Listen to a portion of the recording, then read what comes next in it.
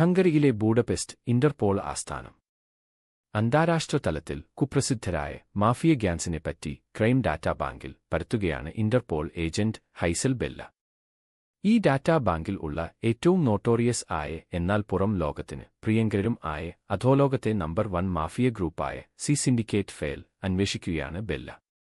8 പേരടങ്ങുന്ന C syndicate high ബോർഡിലെ പലരും സമൂഹത്തിൽ വളരെ നല്ല പ്രതിച്ഛായ ഉള്ളവരും അവരിൽ ആരോപിക്കപ്പെടുന്ന കുറ്റങ്ങൾക്ക് മതിയായ തെളിവുകൾ ഇല്ലാത്തതിനാലും ആരാലും അവരെ തൊടാൻ കഴിഞ്ഞിരുന്നില്ല. ഒരുപാട് കാലത്തെ പരിശ്രമത്തിനിടയിൽ പണ്ടെങ്ങാണ്ട് വൈപ്പ് ഔട്ട് ചെയ്ത കുറച്ചു പഴയ ഡാറ്റ ബെല്ല വീണ്ടെടുക്കുന്നു. 8 പേരുടെയും ജാതകം തിരുത്തിക്കുറിക്കുന്ന ഫയലുകൾ.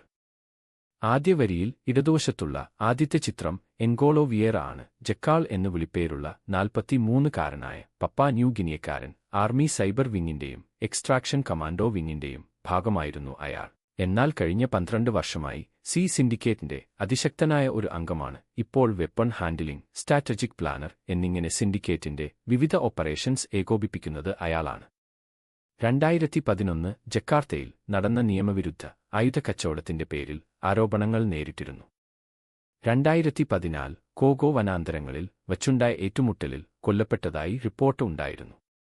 എന്നാൽ 3 വർഷത്തിനുശേഷം ദില്ലിയിലെ കൗൺസിൽ മാനായ ബ്രാഡ് ഹൂവറിനെ കൊലപ്പെടുത്തിയത് വിയേറ ആണെന്ന് അതിശക്തമായ വാർത്തകൾ ഉണ്ടായിരുന്നു.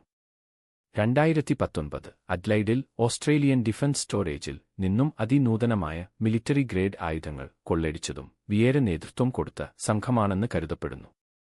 2021 പോർട്ട് വില കടൽത്തീരത്ത് വച്ച് വനാഡു ആർമി അറസ്റ്റ് ചെയ്ത് സിൻഡിക്കേറ്റ് അംഗങ്ങളെ ജയിൽ ആക്രമിച്ച് മോചിപ്പിച്ചതും വിയേറ ആണ്.